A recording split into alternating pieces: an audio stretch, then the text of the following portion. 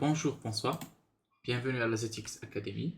On va continuer notre cours sur les maladies autosomiques et aujourd'hui nous allons continuer et voir la trisomie 18.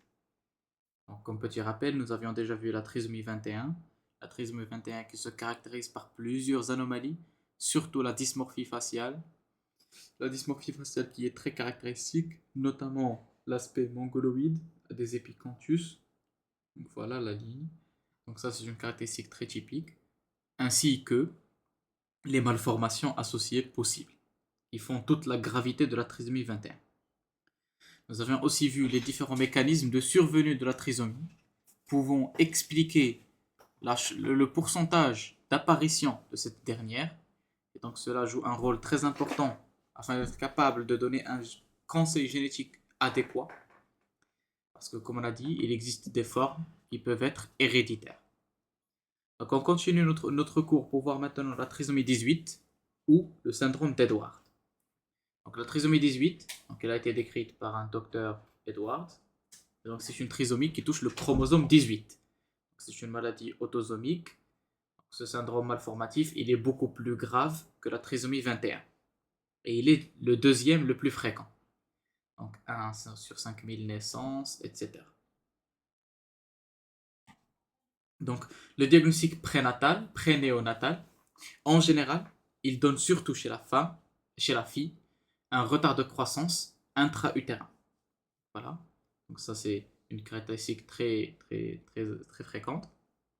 On peut trouver aussi un front fuyant. Donc, en prénéonatal, à l'échographie, on peut trouver un front fuyant, une dysmorphie faciale très importante, beaucoup plus importante que l'atteinte de la trisomie 21.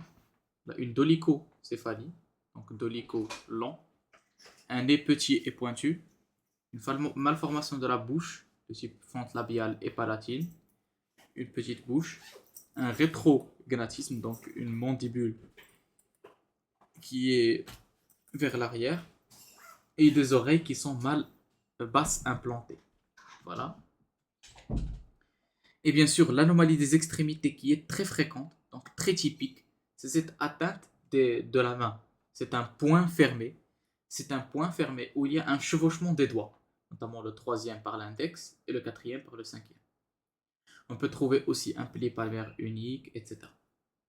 Comme il peut exister des malformations, comme un pied varus, un gros orteil court et en flexion, dorsale permanente, etc.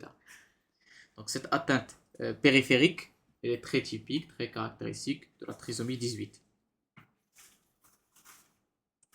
Donc un aspect très évocateur, en postnatal, on peut trouver un cou qui est court, la dysmorphie crânio-faciale en postnatal, la dolicocéphalie, donc long, occipite, il devient saillant, une petite bouche et micrognathie, donc rétrognatisme, comme on remarque ici, des oreilles basses et pavillon peu ourlé, etc., pointu, le cou, thorax, abdomen, donc un cou qui est court, c'est comme s'il n'avait pas de cou, et un bassin étroit.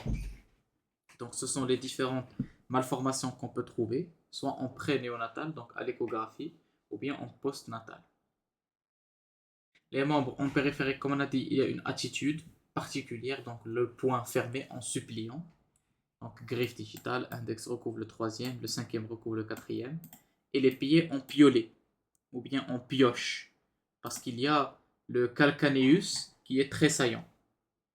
Voilà.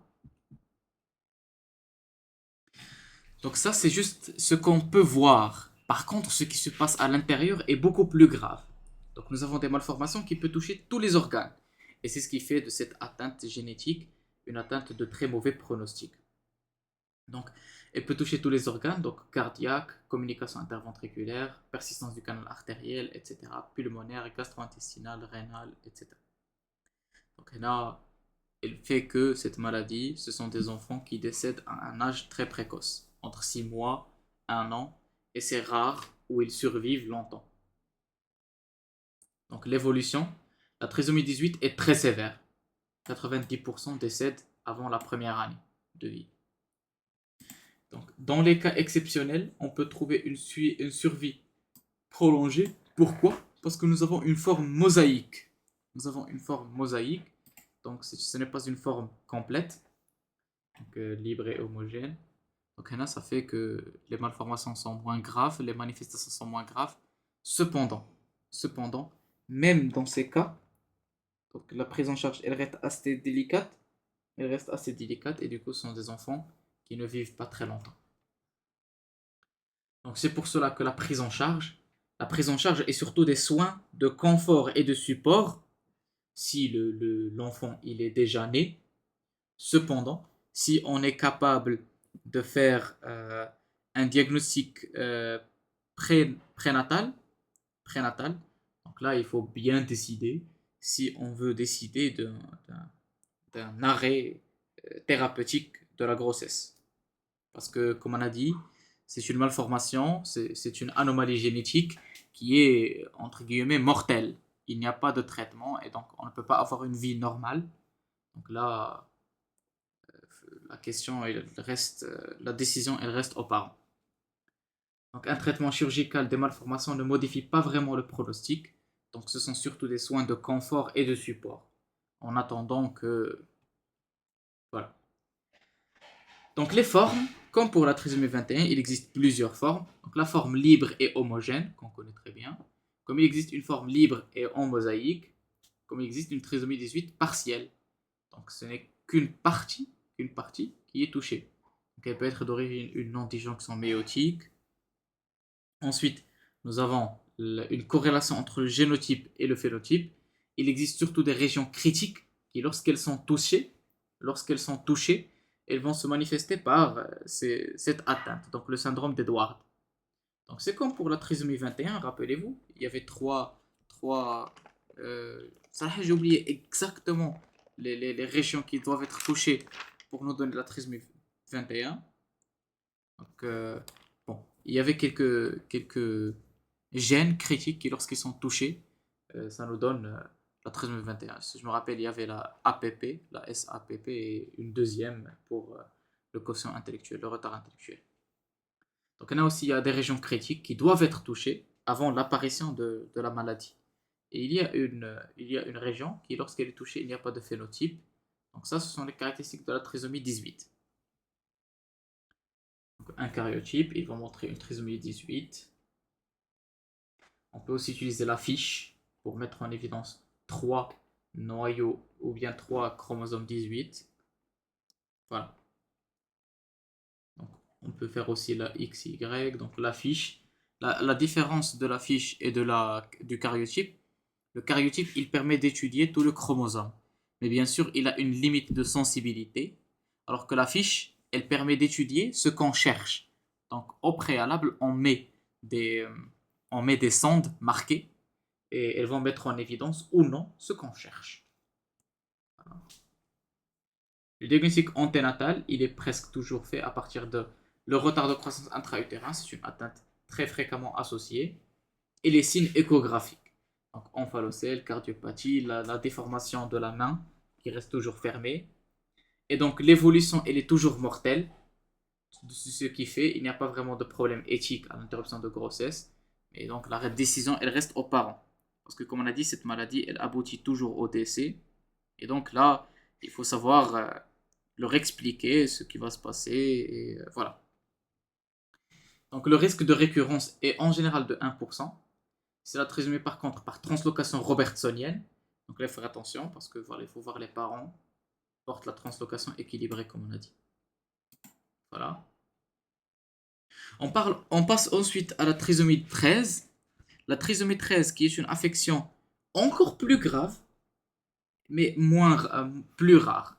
Donc le trisomie 13 ou bien le syndrome de Pato. Donc la trisomie 13, donc Klaus Pato, le médecin qui l'a décrit, elle résulte d'une trisomie du chromosome 13, donc un chromosome 13 surnuméraire. Elle est la plus rare des trisomies viables, complètes, rappelez-vous, parce qu'on va voir d'autres trisomies, mais qui ne sont viables qu'à des formes en mosaïque. Voilà. Donc le risque augmente avec l'âge maternel. Cette pathologie est très grave et donne des malformations très, très monstrueuses. Donc, des malformations où on commence à se dire, on est en train de regarder à quoi. Donc c'est la plus sévère des trisomies viables et beaucoup de décès in utero. Voici quelques exemples, quelques images. Donc, en général, la trisomie 13, elle donne une malformation de l'axe. Ça veut dire de tout ce qui est central. Le cerveau, le cou, la face, le nez, etc. Le thorax, donc tous les fœtus atteints par cette pathologie ne présentent pas tous les signes, bien sûr, mais on peut avoir une atteinte du système nerveux, une holoproncéphale, un élargissement de la fosse postérieure, une anomalie du visage, un hypotaylorisme, pouvant aller jusqu'à la présence d'un seul œil, la fente labiopalatine, microphthalmie, anophtalmie, etc. Une anomalie des reins, donc hydronéphrose, anomalie cardiaque, anomalie des membres, hexadactylie, pieds, bottes, une anomalie abdominale, etc. Donc les malformations, elles peuvent toucher n'importe quel système. Donc les formes, elles peuvent être libres et homogènes, libres en mosaïque, 13 par dérivée de translocation robertsonienne, donc là il faut faire très attention, ou bien dérivée de la translocation réciproque. Voilà. Donc c'est pour cela le conseil génétique, la chance elle peut varier de 0,5% à 100%. Comme on a dit, dans certaines formes, elles sont héréditaires. Voilà. Voici quelques karyotypes, donc trisomie 13. Le diagnostic différentiel, il y a quelques diagnostics différentiels, donc pour savoir quelle est l'anomalie génétique qui a donné cette atteinte, donc cette pathologie, il existe d'autres anomalies génétiques, le syndrome de Cohen-Gorlin, Meckel-Gruber, etc. Ils donnent eux aussi le même aspect clinique, mais lors de l'exploration paraclinique, on peut faire la différence. Voilà. Donc la fiche, elle permet 3 noyaux, elle permet de mettre en évidence 3 chromosomes 13. Et l'évolution, comme on a dit, l'évolution, elle est de très mauvais pronostic. Donc 80 à 90% des fœtus décèdent in utero. La moitié aboutissent à terme décéderont 3 mois après leur naissance. Donc le conseil génétique, le risque de récurrence étant très augmenté, il est conseillé de faire la prochaine grossesse un karyotype, un prélèvement de trophoblaste, pour savoir si le fœtus il va être normal ou non, d'un point de vue génétique. Seul le risque de la trisomie 13 est augmenté, le risque des anomalies chromosomiques reste inchangé. Donc le diagnostic prénatal possible, sur dépistage échographique des malformations, etc. Voilà. Donc on passe ensuite à la trisomie 8. Donc la trisomie 8, on va commencer maintenant à voir les trisomies qui ne sont viables qu'en forme mosaïque. Ça veut dire que seulement un pourcentage de nos tissus porte cette anomalie. Donc le taux de prévalence est inconnu, mais on estime qu'il est plus rare que la trisomie 13, ou bien le syndrome de Pato. Le poids de l'essence est habituellement normal, donc il n'y a pas vraiment de problème de cela, mais il touche surtout l'anomalie des appareils ostéo-articulaires, donc des malformations osseuses et articulaires. Il y a aussi la déficience intellectuelle, donc elle se situe de légère à moyenne, mais peut être dans certains cas beaucoup plus importante, et donc là il faut faire très attention. Et bien sûr, il faut noter une caractéristique, c'est qu'il n'y a pas de corrélation entre le pourcentage de la trisomie et la gravité des symptômes et le phénotype. Donc là, il faut faire attention. Donc la trisomie 8, comme on a dit, oui, elle est en mosaïque, mais ce n'est pas parce que le taux il est plus élevé, par exemple de 20% des cellules à 50% des cellules, directement que le retard mental ou bien les autres atteintes, elles seront plus graves. Donc, plutôt ces enfants, on va pas dire vraiment ils ont un retard mental, mais plutôt un comportement lent. C'est plutôt une lenteur d'esprit. Donc c'est ça la caractéristique qui décrit le mieux ces enfants. Voilà. Donc trisomie 8. Donc comme on le remarque de cette image, la dysmorphie faciale, elle est discrète. On dirait carrément c'est un garçon normal. Voilà. Donc c'est pour cela la trisomie 8 en mosaïque. Donc là, parfois le diagnostic il est très difficile. Donc c'est pour cela, devant un retard mental en général, l'attitude générale c'est de demander un karyotype systématiquement. Voilà.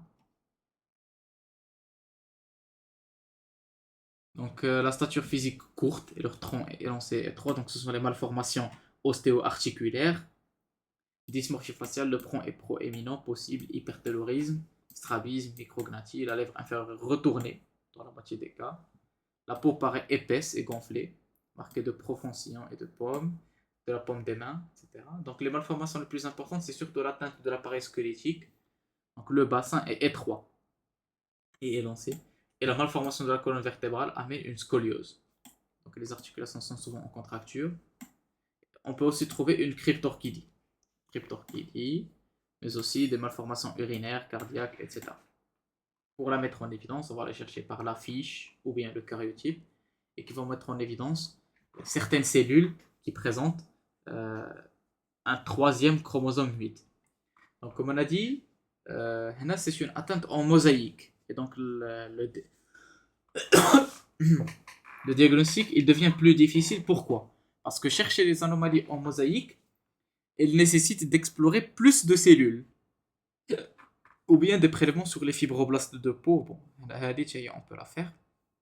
Mais en général, on a besoin de plus de cellules. Et donc, il faut faire très attention. Donc, avant de prescrire un examen comme cela, il faut savoir s'il y a réellement l'indication.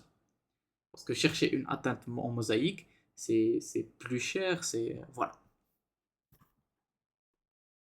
Donc, le conseil génétique est rassurant car les trisomies sont presque toujours des accidents de novo, en général, avec un risque de récurrence très faible. La prise en charge est pluridisciplinaire, une chirurgie cardiaque pour traiter une malformation cardiaque par exemple.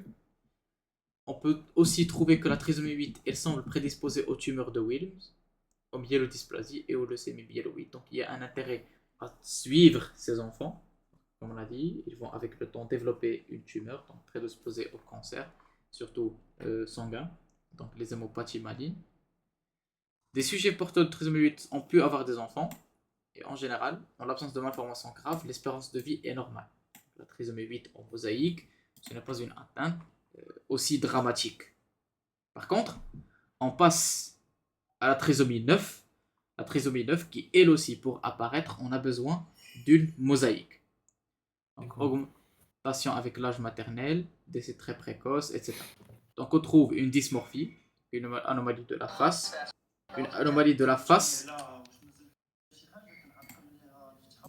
Voilà. Donc la dysmorphie faciale, un front haut, une microcéphalie, des oreilles basses, une fente palpébrale mongoloïde, un micro-rétrognatisme. Donc microcéphalie, oreilles basses. On dirait surtout la trisomie 18. Rappelez-vous, le syndrome d'Edward. Donc voilà, les signes osseux, donc anomalie des vertèbres, péroné parfois absent. Donc on peut avoir des dysplasies ostéo-articulaires aussi, donc absent. Et un retard mental sévère. Voilà. Donc c'est ça à peu près la trisomie 9 en mosaïque. Donc, rapidement, juste pour voir qu'elle existe elle aussi. Maintenant, on passe à une maladie assez qui existe. Donc, c'est le syndrome du cri de chat. Ou bien le syndrome de Lejeune. Ou bien le syndrome 5P-, la délétion 5P-. Voilà. Donc, qu'est-ce qui se passe? Donc, une délétion, c'est une perte d'un fragment de chromosome. Et donc, c'est une anomalie chromosomique déséquilibré, génétique, déséquilibré, parce que nous avions une perte d'un matériel génétique. Donc elles sont soit de novo, ou bien une malségrégation, un problème de séparation. Voilà. Et donc on peut l'appeler une monosomie partielle, parce qu'il y a un fragment, ou bien un gène, qui n'est présent qu'en une seule copie. Voilà. Donc c'est une haploinsuffisance et qui peut se manifester par différents syndromes, différents symptômes en fonction du gène touché. Voilà. Donc la délétion elle peut être soit interstitielle ou terminale. Et en général, on note que les délétions terminales sont plus graves. Pourquoi? Parce qu'au niveau terminal, la télomérase est touchée. Rappelez-vous, la télomérase, c'est l'extrémité du chromosome qui signifie l'âge de la cellule. Et donc, s'il est touché, cette cellule, elle peut devenir anormale. Voilà. Donc, il peut être interstitiel, intrachromosomique. Il y a 2 ponts de cassure avec respect des télomères. Cependant, si elle est terminale, il y a une atteinte de la télomère, du télomère, et donc ça peut donner des anomalies plus graves. Donc, la maladie du cri de chat, Jérôme Lejeune, donc son incidence elle est assez rare. La maladie tire du nom que l'enfant ou bien le nouveau-né, lors des premiers mois de vie, ses cris due à des malformations du larynx, elle ressemble à un miaulement d'un chat. Et donc c'est pour cela qu'on appelle la maladie du cri de chat. Elle s'explique par une hypoplasie du larynx, donc un larynx qui est mal développé. Donc la plupart des enfants décèdent durant leur enfance. Par contre, le reste qui survivent auront un retard mental très important. Donc là, il faut faire très attention. Donc là, la génétique due à une délétion. Donc il y a une corrélation génotype-phénotype. Plus la délétion est importante, plus le phénotype est plus important. 5P, donc le bras court. Et donc on peut perdre carrément jusqu'au bras court en son intégralité. Et il y a surtout deux gènes très importants qui peuvent être touchés. Donc la sémophorine F et la T-caténine, donc ils sont responsables des déficits intellectuels. Et la HTERT. Ce sont des sous-unités de la télomérase. Et donc ils codent pour les sous-unités de la télomérase. C'est pour cela qu'on peut avoir des manifestations plus importantes lorsqu'elle est touchée. Voilà. Et donc à la clinique, qu'est-ce qui se passe? Donc on peut avoir une microcéphalie. Le poids de naissance, il est une hypotrophie, donc il est inférieur à la moyenne. Et le cri ressemble au miaulement d'un chat, littéralement. On peut trouver aussi une hypotonie, qui peut être remplacée avec le temps par une hypertonie. Le faciès, il comporte un face rond, un épicanthus, donc voilà, on peut le voir ici. Les oreilles basses, implantées. Une racine du nez qui est large, un rétrognatisme avec micrognatisme, des fentes palpébrales antimongoloïdes. Ça veut dire que, comme on le remarque ici, l'épicanthus est l'orientation de l'œil, au lieu qu'elle soit dirigée vers le haut, elle est dirigée plutôt vers le bas. Antimongoloïde. Le retard de développement psychomoteur est très important, donc c'est ce qu'on trouve chez ces enfants. Donc ce sont des enfants qui vont apprendre à marcher par exemple à 18 mois et plus.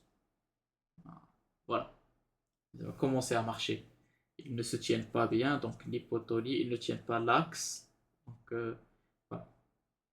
L'absence de malformation viscérale fait que ces enfants vivent longtemps, mais elle n'est pas fréquente. Voilà.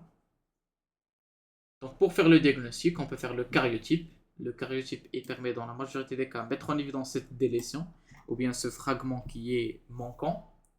Cependant, les microdélétions seront mises en évidence par fiche.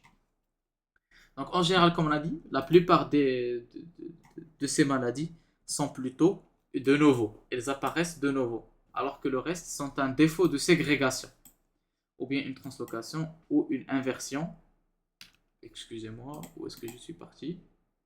Ou une inversion péricentrique. Donc c'est pour cela qu'il est très important de savoir le mode d'apparition. Parce que comme on a dit, le conseil génétique, il impose cette connaissance. Donc, le risque de récurrence, il dépend du mode d'apparition. En cas de remaniement chromosomique, le risque de transmission est de 50%. C'est pour cela que dans ces cas, il faut étudier même le karyotype des parents, des frères, des sœurs, etc.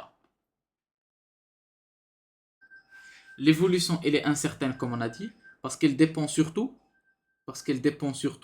du degré d'atteinte viscérale.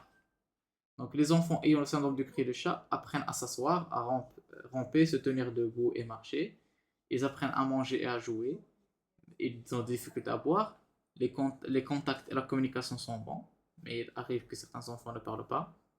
Ce sont des enfants joyeux, etc. Ils peuvent être très têtus. Cependant, ce sont des enfants qui peuvent apprendre tout cela avec un certain retard.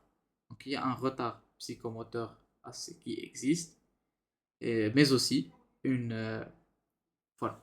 Donc, mais aussi un petit léger trouble comportemental. Voilà, il faut faire ensuite l'arbre généalogique, comme on a dit. Si on met en évidence cette maladie, l'arbre généalogique pour essayer de tracer l'origine de cette atteinte. Voici quelques images. Et voilà. On passe ensuite à la dernière maladie, l'avant-dernière maladie que nous allons voir aujourd'hui, le syndrome de Wolff-Hirschhorn, ou bien la délétion 4P. Donc le syndrome 4P-, donc Wolff-Hirschhorn, c'est une maladie génétique, ou bien une anomalie génétique assez rare, et touche surtout les filles, où nous avons une délétion partielle du 4P. En prénatal, on peut trouver un faciès caractéristique, avec un retard de croissance in utero et un syndrome polymalformatif qui fait que cette maladie est grave. Voilà. Donc à la clinique, on peut trouver une hypotonie, un retard de croissance, une crise d'épilepsie, des difficultés d'alimentation. Et donc la dysmorphie, on la décrit comme un casque de guerrier grec. Regardez, cette dysmorphie faciale. Donc une microcéphalie, un hypertellurisme, un nez en casque grec, un philtrome qui est court. Le philtrome, c'est la région qui se trouve entre la lèvre supérieure et les narines. Une micrognathie, coin de la bouche tombant, division palatine, etc. Cependant, on peut avoir des atteintes viscérales, donc le syndrome polymalformatif, cardiaque, oculaire, organes génitaux externes, etc. Comme elle peut être aussi associée à un retard mental. Voilà. Bon. Donc, d'un point de vue génétique, pour mettre en évidence, donc on doit faire un karyotype ou bien de la fiche. Donc, des lésions de la portion distale du bras court, donc le 4P-. Donc, P, c'est le bras court, du chromosome 4.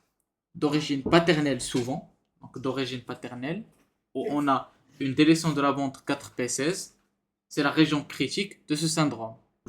Cette maladie va se manifester. Donc 75% apparaissent de novo, alors que 5 à 13% sont héréditaires. Donc c'est pour cela que, comme on a dit, il est très important de mettre en évidence l'origine de cette maladie, parce que ça va rentrer dans notre conseil génétique. Voici quelques karyotypes. Donc comme on peut le voir, le chromosome 4, il a un bras court qui est manquant. Comme on peut mettre en évidence par la fiche, et voilà, il y a seulement une seule fluorescence. Voilà. Donc le conseil génétique, comme on a dit, le plus souvent de novo. Les délétions cryptiques, donc fiches. Donc les micro-délétions, elles sont invisibles au karyotype. Et donc même si le karyotype il est normal, il faut compléter par une fiche si on suspecte une délétion ou bien une micro-délétion. Donc le conseil génétique dépendra du résultat. Le diagnostic prénatal est possible. Et voilà. On passe ensuite à la dernière anomalie que nous allons étudier. Ce sont les marqueurs chromosomiques surnuméraires. C'est un marqueur chromosomique surnuméraire au niveau du karyotype où nous n'avons aucune idée d'où est-ce qu'il provient. Donc les marqueurs chromosomiques surnuméraires sont des chromosomes additionnels dont la structure est indéterminée. Ça veut dire que lors du karyotype, nous ne sommes pas capables de lier l'origine de ce dernier par les techniques de cytogénétique conventionnelles et dont la taille est inférieure ou égale à un chromosome 20 dans la même métaphase. Le chromosome 20, c'est le plus petit chromosome. Les marqueurs chromosomiques surnuméraires sont des groupes hétérogènes d'anomalies chromosomiques. Pourquoi? Parce que ce marqueur, ou bien ce fragment, il peut provenir de n'importe quel chromosome, n'importe lequel. C'est pour cela que n'importe quelle région est de taille variable. De taille variable. Donc tout cela va faire que ce marqueur chromosomique surnuméraire, il peut être soit asymptomatique, comme il peut avoir des symptômes graves. C'est pour cela qu'il faut ensuite savoir d'où est-ce qu'il provient. Donc peuvent provenir de tous les chromosomes, mais la majorité sont surtout le 15 et le 22. C'est pour cela, lorsqu'on commence notre étude pour chercher où est-ce qu'il provient, nous allons faire une fiche avec ces deux chromosomes. Donc une fiche pour voir s'il provient de ces deux. Donc l'identification de ce dernier, il permet d'établir une corrélation entre le phénotype que nous avons obtenu. Parce qu'en sachant quel gène, et quel chromosome et quel gène il code, on va comprendre alors pourquoi cette symptomatologie est telle. Voilà. Donc lors du karyotype, on trouve un marqueur chromosomique surnuméraire. Donc cette grisaille. Donc nous, notre objectif est d'essayer de trouver d'où est-ce qu'il provient. Et donc il peut être très variable, il peut être important, ou bien, donc voilà, carrément, il peut être d'aspect chromosomique. Donc, elle a un centromère, bras court, bras long, donc un chromosome kamel. Alors que ici, c'était 46 plus un marqueur, parce que ce n'est pas vraiment un chromosome. Il n'a pas l'aspect d'un chromosome. Voilà. Donc les conséquences sont très variables, comme on a dit. Ils dépendent de la taille, la présence de matériel euchromatique, le degré de mosaïcisme et la présence d'une disomie uniparentale associée. C'est quoi la disomie uniparentale associée? Nous allons voir par la suite. En général, les marqueurs chromosomiques surnuméraires sont sans conséquences phénotypiques. Donc, en général, ce sont des régions péricentrométriques qui ne codent pour rien d'important. Elles n'ont pas de chromatine, ça veut dire qu'ils ne codent pas pour quelque chose important. Et donc ces marqueurs sont le plus souvent de découverte fortuite. Par contre, dans 30% des cas, ils codent pour quelque chose qui retentit sur le développement humain. Donc anomalie de développement, déficience intellectuelle, etc. Donc la disomie uniparentale, c'est quoi? Normalement, nous sommes des êtres vivants diploïdes. Diploïdes qui ont un chromosome d'origine paternelle, un chromosome d'origine maternelle. La disomie uniparentale signifie la présence chez une personne de deux chromosomes du même parent. Deux chromosomes du même parent. Selon l'origine parentale, on parle soit d'une disomie maternelle ou bien d'une disomie paternelle. Cette atteinte, elle a plusieurs origines. D'abord, il y a deux grands types. L'isodysomie, les deux copies proviennent du même chromosome, et l'hétérodysomie. Donc les deux copies proviennent de chromosomes différents. Et voilà. Donc les causes, on peut incriminer trois grands mécanismes. Donc c'est quoi? Donc on peut avoir soit un gamète anormal dysomique, il rencontre un gamète nullisomique du parent, les deux parents. Ça veut dire que au lieu d'avoir une fécondation entre des gamètes haploïdes, on aura un gamète diploïde, ça veut dire dysomique, un seul chromosome, et l'autre il est nullisomique. Ça va donner au final un zygote qui est dysomique, mais ces deux chromosomes ils proviennent du même parent. Cependant, on peut voir aussi la duplication d'un chromosome dans un zygote monosomique ou bien la correction d'une trisomie. Donc, voici le schéma. Donc on peut avoir soit le sauvetage d'une trisomie qui va éliminer l'autre parent, la complémentation gamétique, on peut avoir la dysomie avec un nullysome, ou bien le sauvetage d'une monosomie où on aura une réplication d'un monosome paternel. Et donc ces trois mécanismes vont donner cette dysomie uniparentale. En général, la dysomie uniparentale, elle est asymptomatique. Elle est sans conséquence. Elle ne retentit pas sur la vie de l'enfant. Cependant, il y a une exception pour un certain type de chromosomes qui ont besoin de deux origines paternelles, deux origines de deux parents différents pour bien fonctionner. Ce sont parmi certains mécanismes en génétique de reconnaissance d'une dysomie normale. Voilà. Donc une fois que nous avons trouvé ce marqueur chromosomique surnuméraire, nous avons besoin d'un raisonnement pour essayer de trouver d'où est-ce qu'il provient. Donc on commence toujours avec un karyotype. Un karyotype avec bande RGC et NOR. Donc ces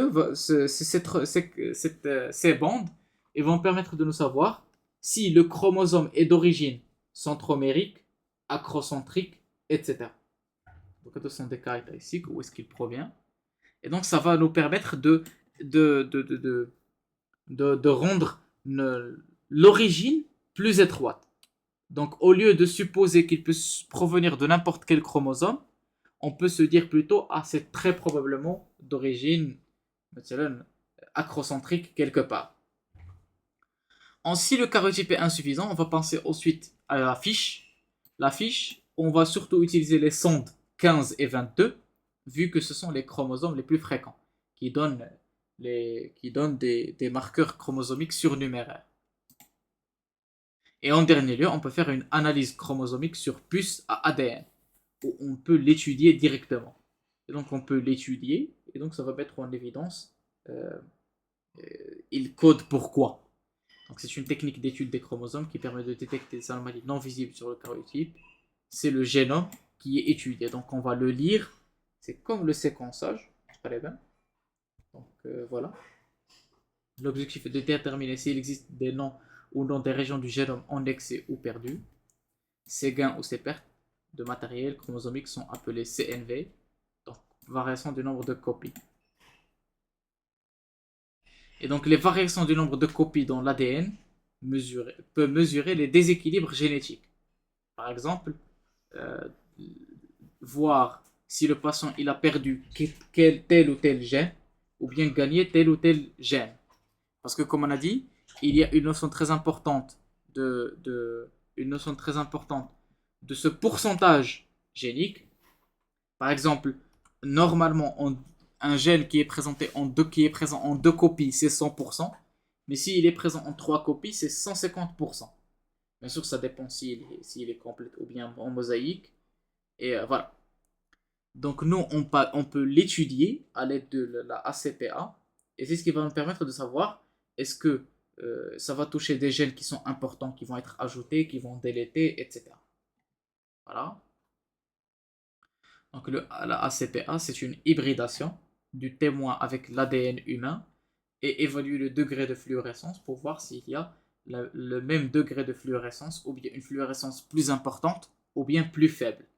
Donc signifiant s'il y a des délétions ou bien des duplications. On a terminé notre cours concernant les anomalies autosomiques. Donc si vous avez trouvé ce cours utile, n'hésitez pas de laisser un like et un joli commentaire et on se verra bientôt Inch'Allah. Bon courage!